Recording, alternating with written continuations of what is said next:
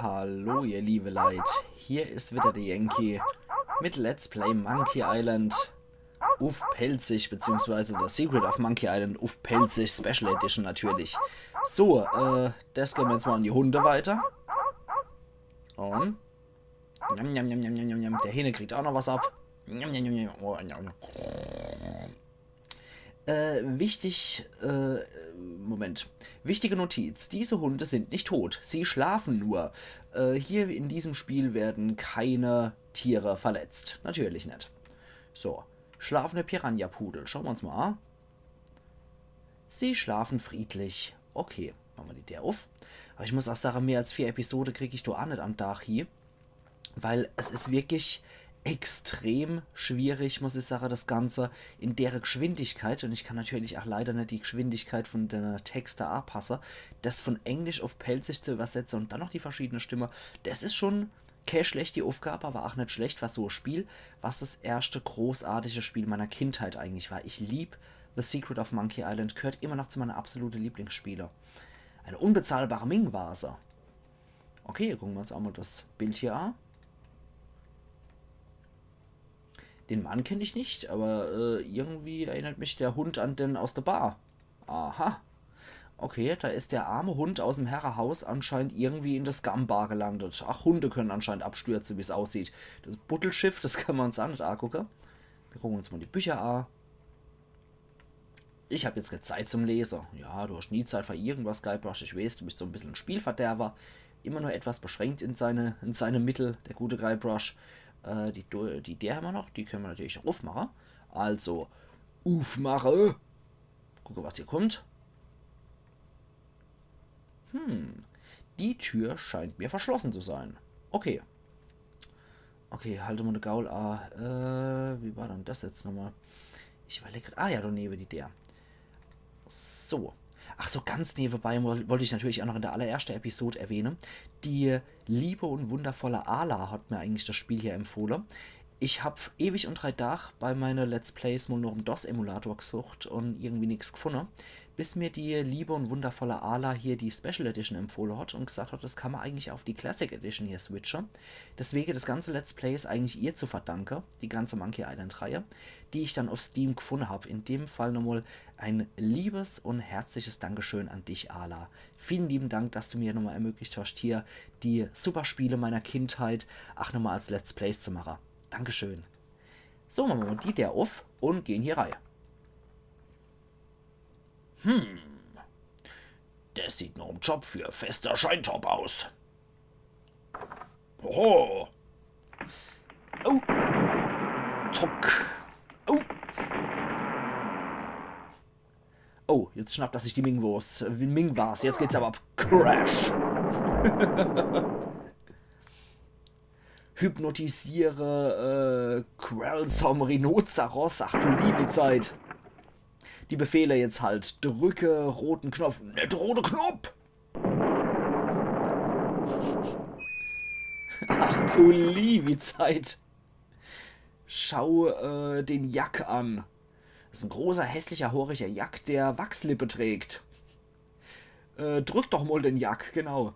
Ich kann's nicht bewegen. Und dann zieh doch mal den sehr gefährlich aussehenden Jack. Ich kann's immer nicht bewegen. Die Befehle gehen jetzt alle übrigens automatisch. Oh Gott, oh Gott, Gedönsentferner, ich weiß gar nicht, Verreißzwecke und was zu entfernen. Geh zu den Büchern. Und jetzt Manual of Style. Das braucht er. Okay. Ich muss verrückt sein. Wusch und wieder rein mit uns. Schnappt er die Wachslippe. Gott, was für Geräusche. Goffers? Was um alles in der Welt ist Goffer? Ah, Insektespray. Okay. Moment, was ist dann Goffer? Sind es dann Erdmännchen oder was? Gofferherde. Ach Gott, es wird immer mehr. Mit lustigem kleinen Mann. Oh Gott, was macht denn der lustige kleine Mann? Gewitter erleiht. Ah, das Idol. Perfekt. Es ist wunderschön. Und natürlich Schlossentferner, das kann er nicht aufmachen. Oh. Schnapp dir der schwere Stuhl und jetzt benutzt mal den schweren Stuhl mit Sheriff. Auf die Schniss, ouch. Das sollten wir wohl für eine Weile außer Gefecht setzen. Und ich bräuchte jetzt noch mal Pfeil, dann könnte ich mal das Idol holen. Ja, natürlich, das können wir auf jeden Fall machen. Wir jetzt hier ist noch so ein Heftzwecke-Entferner. Wir gucken uns einmal das Buch hier an. Sieht mir noch eine Art von religiösem Text aus. Okay, wir gucken uns auch noch den Reißzwecke-Entferner an. Ich glaube, das könnte nützlich sein. Und die Wachslippe? Die sind in Jackgröße. Mit Schleim bedeckt oder mit Sabber bedeckt. Und was noch? Ja, er wird auf jeden Fall nicht rumkauern, den Dinger. Und hier, genau, und Goffers, was auch immer Goffers sind, Erdmännchen oder weiß der Teufel, was war Viecher, die verschwinden dort damit auf jeden Fall sofort. Nagetiere wahrscheinlich, ne? Wir wissen auf jeden Fall, was wir dort damit machen können. Und zwar hat der Otis ja so ein kleines Problemchen gehabt mit der Ratte in der Nachbarzelle. Und dort hat man Karottekuchen gekriegt. Ach Gott, ich glaube wirklich ohne Witz, auch wenn ich das Spiel ewig nicht mehr gespielt habe, die ganze Rätsel, die sind alle noch drin. Jetzt machen wir hier das Zeug. Können wir das mit der Zelle benutzen? Moment. Wir warten mal, bis die Ratte kommt. Haben wir nicht einfach Walk to oder so? Moment, Walk to, genau. Geh erstmal weg. Und dann gucken wir, bis die Ratte sich wieder zeigt. Aber ich glaube, die zeigt sich gerade nicht, oder?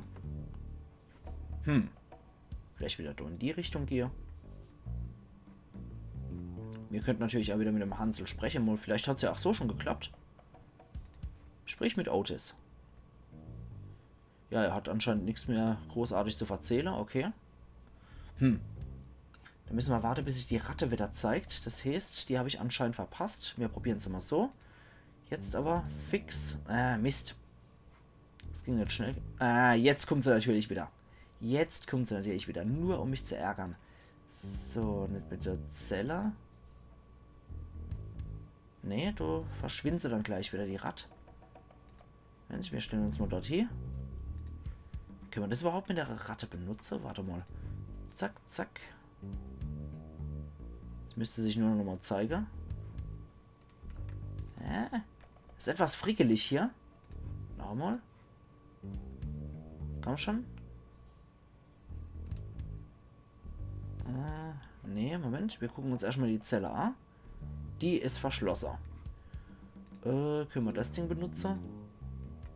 Nee, da gibt es nichts zum Rausziehen. Die Wachslippe. Können wir die Wachslippe benutzen hier mit? Nee. Warte mal.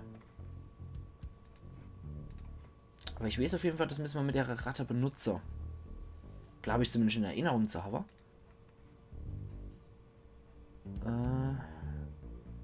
Tja.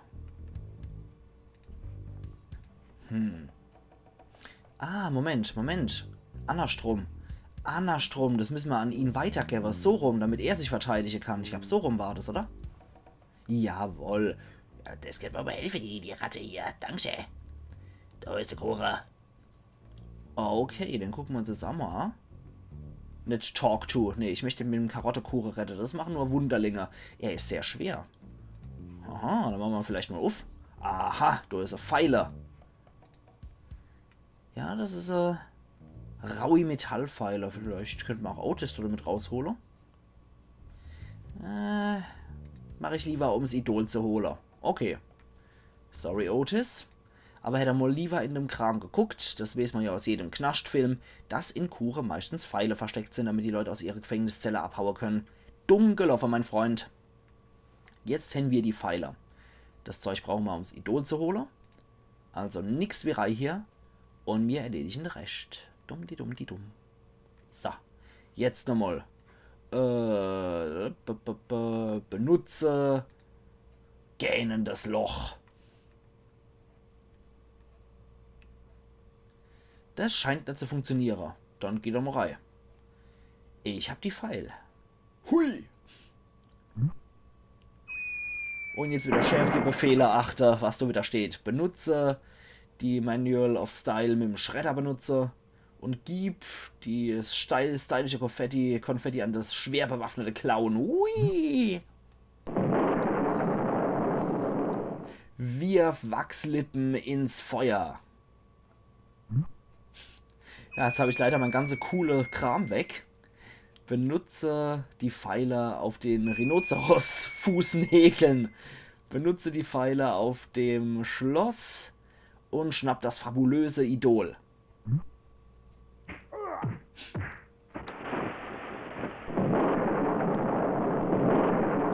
Autsch. Das sah schmerzhaft aus. Puh, das war ziemlich knapp. Aber immerhin habe ich das Idol. Moment mal, mit dir bin ich halt fertig. Oh oh.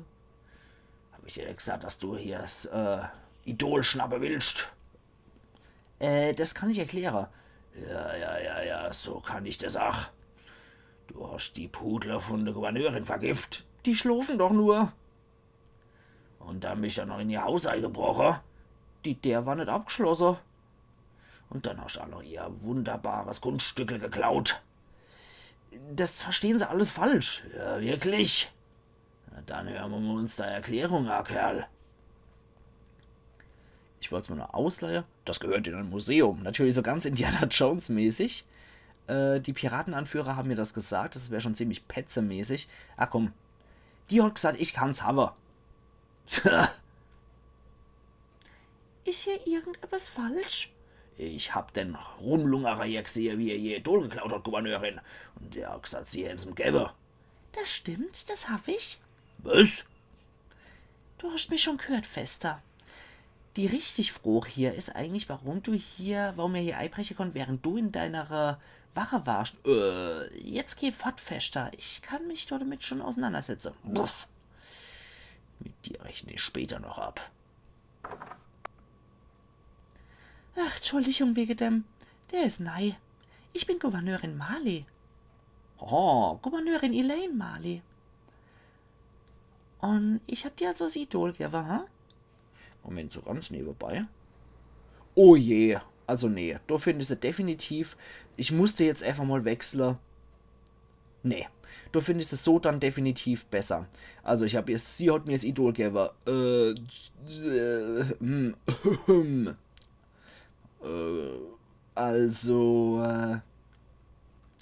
Entspannen Sie sich doch, Mr. Threepwood. Ich weiß, warum Sie hier sind.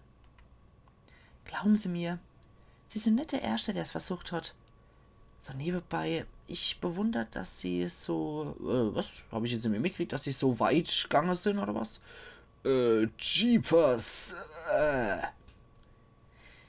Mein Ausguck hat mir schon von Ihrer Ankunft erzählt. Und Sie haben mich wegen Ihrem Namen schon von Anfang an fasziniert. Jetzt sagen Sie mir mal, Guybrush, warum wollen Sie eigentlich wirklich Pirat sein? Sie sehen halt wie einer aus. Und Ihr Gesicht ist so süß. Ach Gott.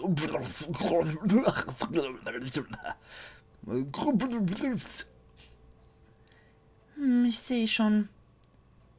Sie sind wohl nicht in der Stimmung, um ein bisschen zu sprechen, oder? Ich glaube, Sie haben viele interessante Dinge noch zu erledigen. Ich halte Sie nämlich weiter auf, Mr. Threepwood. Nein!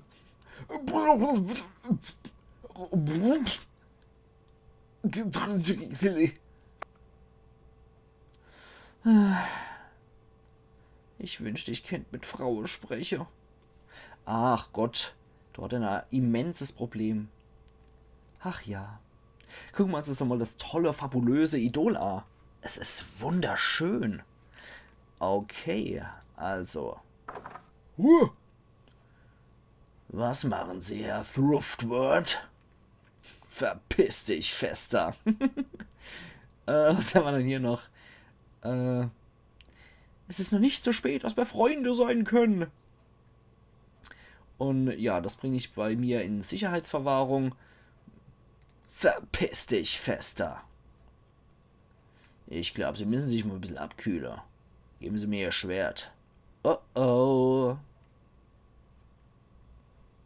Und das ist das Ende der Straße, mein kleiner Kumpel. Ihr Troublemaking, Tag auf Melee Island sind vorbei und ja, so ein Möchtegern-Pirat soll in meinem Weg kommen und Herr Spice Cake oder Dropface oder wie auch immer sie heißen. Verpiss dich selber. Das könnte noch ein richtig schöner Tag werden. Yes, es geht als echt zu schnell, ohne Witz. Aber an der Stelle machen wir jetzt einmal speichern. Machen wir hier Platz 1. Dann speichern wir auf jeden Fall mal die 3 Prüfungen, genau. Möchte ich auf jeden Fall hier speichern, weil, ihr liebe Leute, das ist die einzigste Option, wo man hier absaufen kann und wo man wirklich sterben kann im Spiel. Das möchte ich euch dann eventuell jetzt auch noch zeigen. Das heißt, wir können noch ein bisschen erzählen und können uns hier noch ein bisschen was angucken. So, nebenbei, das ist schon ein ziemlich tolles Ding. Moment, was? Das ist eher ein faszinierender Türstopper. Blubber, blubber. Er hat ja gesagt, 10 Minuten kann er anhalten. Rostiges Messer. Rostig, aber scharf. Und noch so eine Säge. Sieht scharf aus. Und noch hier so Hackebeilche. Scharf und quirlig. Können wir das nennen? Komm ich jetzt rar. Okay. Die Rasiermesserscharfe Schere. Da komme ich auch nicht hin. Also Kerl, sei mal ein bisschen flexibel. Pack da mal das Ding und latsch da mal hier. Scharf. Daneben ist noch was. Axt. Heftig und scharf. Schwert. Das ist scharf. Das sollte ich ein bisschen vorsichtig sein. Ja, wie gesagt, ansonsten kann man hier noch absaufen. Das möchte ich euch natürlich nicht vorenthalten. Deswegen wird hier auch schön gespeichert. Und wir halten den mal in die Richtung. Da kann ich auch ein bisschen was erzählen. Da ist auch noch abgebrochen die Flasche. Gucken wir uns auch noch an. Literbugs, okay. Ist trotzdem scharf. Ja. Ach ja, wunderschön. Jetzt habe ich auch mal ein bisschen Zeit. Da oben kommen auch noch ein paar Typen. Nick. Was hat hier irgendwas gemacht? Committed a Felony? Keine Ahnung.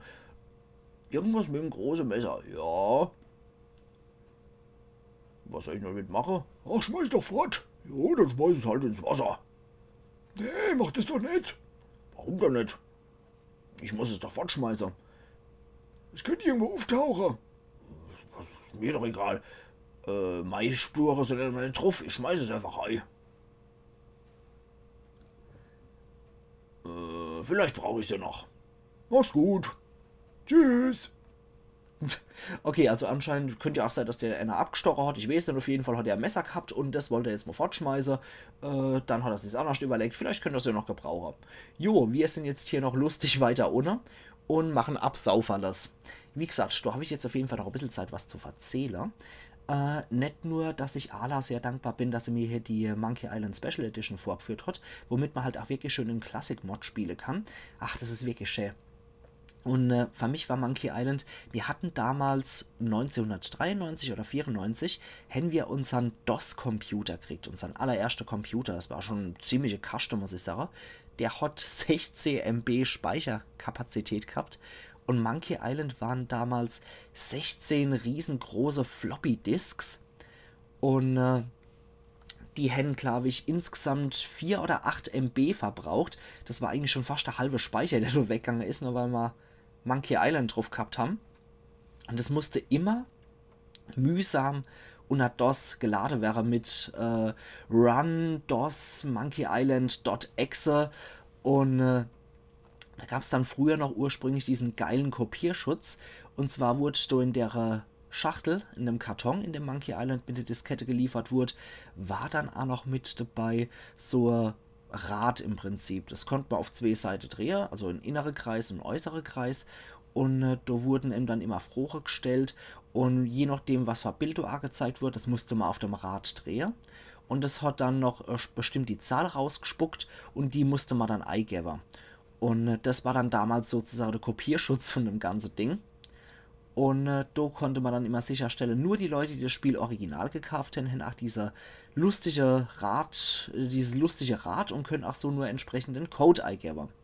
Ach ja, mir hängt das auch noch alles im Original. Mein Vater hat sich das damals gekauft, auf Empfehlung von einem Kumpel von ihm. Das war so damals mehr oder weniger so der Geheimtipp unter Kumpels, dass es da ein paar schöne neue Spiele gibt, die einfach nicht nur so DOS Jump'n'Run Adventure sind, sondern so Point-and-Click-Adventure. Und Monkey Island ist da eigentlich schon wirklich der große Vorreiter gewesen. Nee, war Spieler aus LucasArts Fabrik wie Loom, wie Indiana Jones. Das hat, glaube ich, angefangen mit LucasArts war Indiana Jones and the Last Crusade, also der letzte Kreuzzug. Dann kam noch Indiana Jones and the Fate of Atlantis und das fand ich großartig. Also sowohl die Indiana Jones Spiele als auch Monkey Island 1 und 2 waren die große DOS-Spiele meiner Kindheit eigentlich. Ja, Jesus, wann sauft er dann mal endlich ab? Wann wechselt er dann mal die Farbe, der Kerl? Vielleicht sollte man auch ein bisschen die Luft rausbumpen. Ja, mehr kann er sich nicht bewegen hier in die Richtung. Da geht's auch nicht. Ne? Natürlich nicht. Allmählich müsste der Kerl aber mal anfangen, blau A zu laufen, weil da ändert sich dann im Laufe der Zeit dann auch die Gesichtsfarbe hier. Ich hoffe übrigens auch, dass es nicht allzu hektisch ist, wie ich das Ganze hier kommentiere. Ich muss mich da leider auch wirklich nur noch der Spielgeschwindigkeit, noch der Schriftgeschwindigkeit halten. Da muss ich dann immer, ja, mich immer nur noch richte, wie schnell läuft's ab und ich kann in der Option leider Gottes nicht ändern, dass das Ganze etwas langsamer abgeht, aber ich habe die ganze Zeit hier so nebenbei bemerkt, geht wirklich 10 Minuten hier. Das ist 10 Minuten lang, wir schauen Guybrush beim Ersaufen zu und machen nichts dagegen. Ich glaube aber auch, das ist jetzt etwas zu grausam, das Ganze durchzuziehen. Wir könnten es zumindest mal zeigen, bis es irgendwie losgeht, halt 10 Minuten. Egal, dann machen wir heute halt eine Extended-Episode. Ich weiß nur, über was ich noch alles erzählen soll. Auf der anderen Seite, ach ja, genau. Was meinen Kanal betrifft, ihr liebe Leute, habe ich vielleicht auch schon, wenn ihr Stardew Valley guckt bei mir, habe ich da eventuell schon ein bisschen erzählt. Ich glaube, bei Resident Evil könnte ich es auch schon erzählt haben. Und zwar geht es drum. Stardew Valley wird ab Winter übrigens eine kleine Pause machen, wenn der Winter vorbei ist im Spiel. Das heißt, bei Tag 28 im Winter ist erstmal mein letzter Tag, den ich in Stardew Valley machen werde. Ich werde dann die Zeit nutzen bei Stardew Valley, um mir entsprechend noch die entsprechende Leute an Bord zu holen, sprich die Neuländer und Slanien. Die werden dann auch noch mit dabei sein. Und wenn dann mit mir eine Multiplayer mache und damit ich genug Episoden sammeln kann, kommt erstmal ein Projekt zwischendurch. Das ist dann einmal wieder ein Horrorprojekt. Und zwar ist das Let's Play Call of Cthulhu auf Pelzig. Das wurde mir von meiner guten Arbeitskollegin der Eva empfohlen, die gesagt hat, hey, das wäre doch auch mal voll was für dich. Du bist ja eigentlich voll der H.P. Lovecraft-Typ, der sowas echt gern mag, der die ganze Stimmung und Atmosphäre gern schätzt und das Ganze mag. Hat man das mal angeguckt, es sah recht ordentlich aus. Dementsprechend habe ich mir jetzt überlegt, das wird dann noch Stardew Valley. Im 28. Tag vom Winter ist dann der letzte Tag bei Stardew Valley erstmal. Dann geht Stardew Valley sozusagen in die Winter- und Frühlingspause. Ich mache mit Slanien und im Neuländer ein paar schöne Aufnahmen. Und an der Stelle nochmal Gruß an Andi und Clemens, falls ihr das auch nochmal guckt. Und genau, dann sammeln wir ein paar Episoden, weil das ist schon relativ schwierig, 3 Leute zusammen zu glauben, damit die jeweils nochmal hier ihre Zeit finden und mit mir nochmal Aufnahme machen. Und wenn wir das dann fertig haben, soweit, dass man das auch veröffentlichen kann, müsste eigentlich Call of Cthulhu dann auch beendet sein. Und ich denke, das ist genau die Pause, die ich einfach zwischendrin brauche, um genug Aufnahme zu sammeln, damit wir einigermaßen da in dem Projekt vorankommen. Apropos vorankommen. Yes, ist ja leid. Ich kann mein Atem nicht mehr länger erhalten. Das werden wir gleich sehen, wie lange du den Atem noch erhalten kannst. Ich glaube, das müssten danach wirklich 10 Minuten sein. Und es ist, ohne Witz, wenn ihr noch nie Let's Play selber gemacht habt und mal bei anderen Leuten so reinguckt und so, es ist schon unglaublich schwierig, viel mit Gelaber einfach zu überbrücken und immer irgendein Gesprächsthema parat zu haben. Ich bin ja glücklicherweise so ein Schwätzer, der immer irgendein Thema parat hat, über was er labern kann. Aber generell sowas zu finden, um die Leute zu unterhalten, das ist nicht besonders einfach, ihr liebe Leute. Wenn man doch nicht spontan irgendwelche Themen im Kopf hat, dann ist das nicht besonders einfach. Ich bin jetzt auch nicht der Typ, der sich da eine Liste macht mit Diskussionsthemen und hat die jetzt jedes Mal neben dran oder irgendeinen Leitfaden für die Episode, dass ich jetzt zum Beispiel weiß, ja, heute in der Episode heute kam das Idol dran, deswegen habe ich mir nur ein paar Fun Facts oder was aufgeschrieben. Es gibt durchaus Leute, habe ich gehört, die sowas machen. Ich bin nur eher derjenige, der nur frei von der Leber spricht. Und apropos, unser Guybrush läuft mittlerweile blau an. Der sieht mittlerweile aus wie das Seetang, was hier sehr wild in der Gegend rumschlängelt. Aber ich wollte es euch einfach mal zeigen.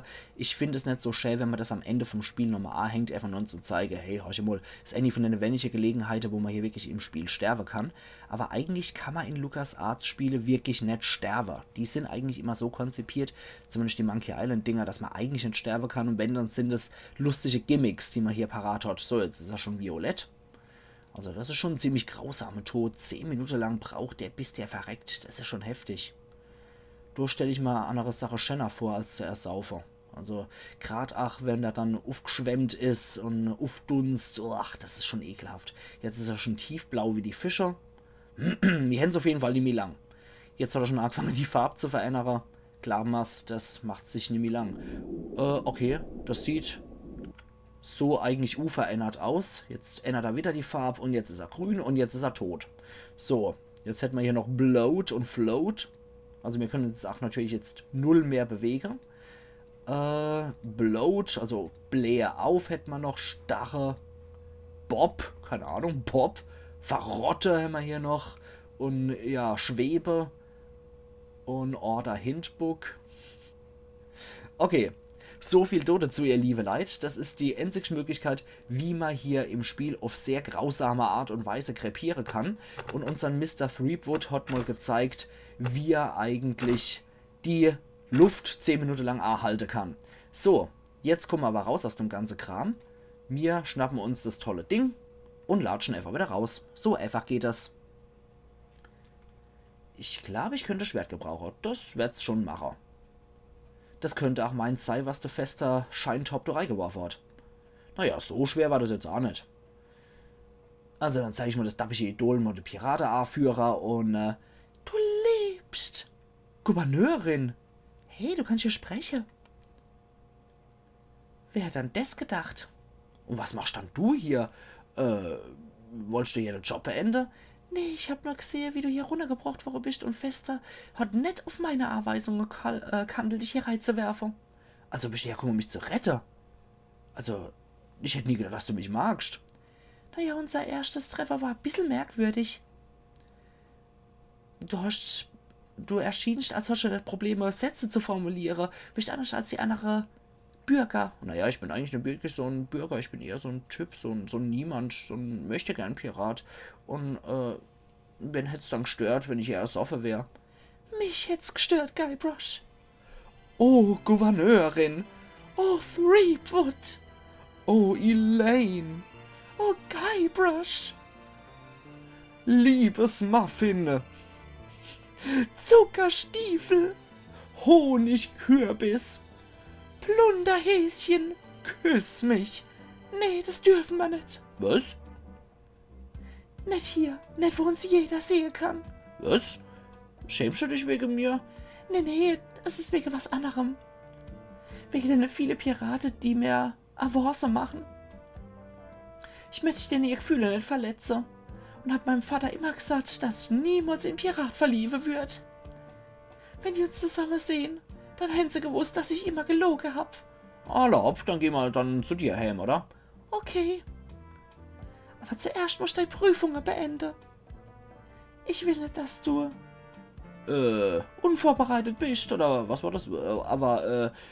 Ich hab das plötzliche Bedürfnis, die 3 Prüfungen zu beenden, und zwar schnell. Allerhaupt, ihr liebe Leute, das wird heute eine kleine Extended-Episode. Deswegen gehen wir nochmal hier und geben deine tolle Piratin nochmal ihr Idol. Genau. Gib fabulöses Idol an sehr wichtig aussehende Piraten. Bitteschön. Ah, das Idol der vielen Hände. Du bist aber ein braver Kerl, ein tapferer Kerl. Und danke, dass du gestohlen hast. Alles klar. Dann laufe ich halt alle weiter. Ach, lass uns mit unserem Grog alle. Komm später wieder. Und sag mir, wie es läuft. Alle hopp. Dann den ich aber sage, liebe Leute. Nach der Extended-Episode heute sehen wir uns immer mal wieder zu Let's Play The Secret of Monkey Island auf Pelzig. Und gebt mal bitte Bescheid, ob ich mal öfters in die Special Edition hier switchen soll oder ob ich lieber hier in der ganz klassischen 1990 Grafik bleiben soll. Da das heute jetzt letzte war, machen wir gleich mal hier über Schreiberich und haben insgesamt jetzt schon wie viel Prozent? 90% abgeschlossen. Na, das ist doch super. Also machen's gut und bis übermorgen dann wieder zu Let's Play The Secret of Monkey Island Special Edition auf Pelzig. Ein schöner Tag euch noch. Wir sehen uns übermorgen wieder. Und dann geht's weiter mit der Schatzsuche. Ayan Yankee.